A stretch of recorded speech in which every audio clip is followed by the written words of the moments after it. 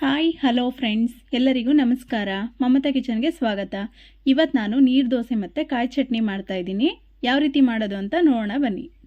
ಒಂದು 3 ಕಪ್ ಆಗೋಷ್ಟು ರೇಷನ್ ಅಕ್ಕಿನ ನಾನು ರಾತ್ರಿನೇ ನೆನೆಸ್ಕೊಂಡಿದ್ದೀನಿ. ಇದನ್ನು ನಾನು ಬೆಳಗ್ಗೆ ತಿಂಡಿಗೆ ಅಂತ ಮಾಡ್ಕೊಂಡಿದ್ದೀನಿ. ನೀವೇನಾದರೂ ಇದನ್ನು ಬೇರೆ ಟೈಮ್ ಮಾಡ್ಕೋಬೇಕು ಅನ್ನೋದಾದರೆ ಒಂದು 4 ರಿಂದ 5 ಅವರ್ ಮುಂಚೆ ನೆನೆಸ್ಕೊಂಡ್ರೆ ಸಾಕು.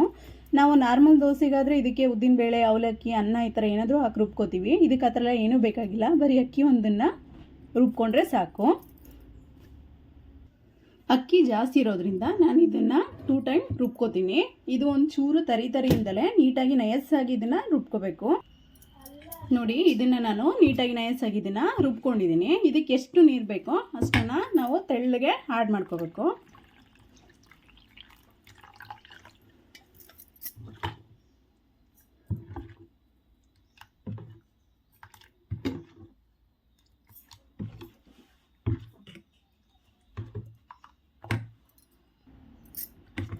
ಇದಿವಾಗ ಕರೆಕ್ಟಾಗಿ ಆಗಿದೆ. ಇದಕ್ಕೆ ಉಪ್ಪು ಎಷ್ಟು ಬೇಕೋ ಅಷ್ಟನ್ನು ಸ್ವಲ್ಪ ಉಪ್ಪನ್ನ ಹಾಕೋತಿದ್ದೀನಿ.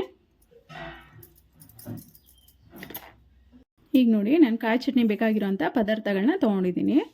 ಅರ್ಧ ಭಾಗ ಕಾಯಿ ತುರಿ, ಸ್ವಲ್ಪ ಪುದೀನ, ಸ್ವಲ್ಪ ಕೊತ್ತಂಬರಿ ಸೊಪ್ಪು, ಜೀರಿಗೆ, ರುಚಿಗೆ ತಕ್ಕಷ್ಟು ಉಪ್ಪು, ಸ್ವಲ್ಪ ಬೆಳ್ಳುಳ್ಳಿ, ಆಮೇಲೆ ಜೀರಿಗೆ ಮೆಣಸಿನ್ಕಾಯಿ. ಇದು ನಮ್ಮ ತೋಟದಲ್ಲಿ ಸಿಗುತ್ತೆ ಅಂತ ನಾನು ಇದನ್ನೇ ಯೂಸ್ ಮಾಡ್ತಾಯಿದ್ದೀನಿ. ನೀವು ಬೇಕಾದರೆ ಇದಕ್ಕೆ ಹಸಿ ಮೆಣಸಿನ್ಕಾಯಿ ಹಾಕ್ಕೋಬೋದು.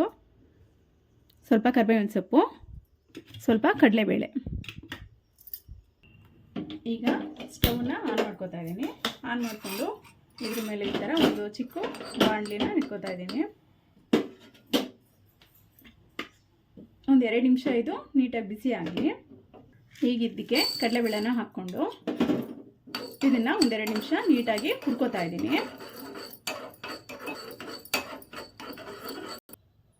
ಇದೀಗ ನೀಟಾಗಿ ಹುರ್ಕೊಂಡೋಗಿದೆ.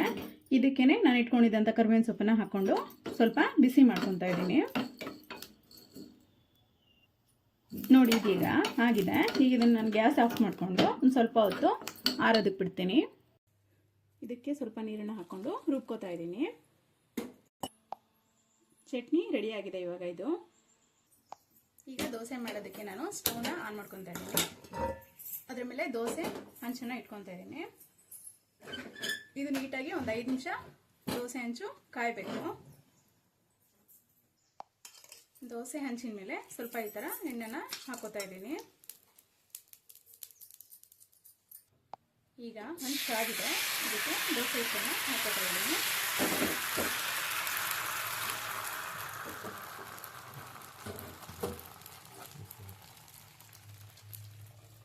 ಗ್ಯಾಸನ್ನ ಮೀಡಿಯಂ ಫ್ಲೇಮಲ್ಲೇ ಇಟ್ಕೋಬೇಕು.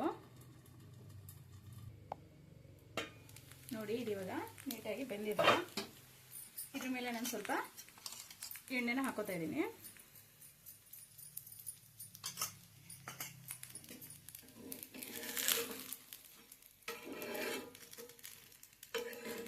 ನೋಡಿ, ಚೆನ್ನಾಗಿ ಬಂದಿದೆ. ರುಚಿಯಾದಂತಹ ನೀರು ದೋಸೆ ಮತ್ತು ಕಾಯಿ ಚಟ್ನಿ ರೆಡಿಯಾಗಿದೆ.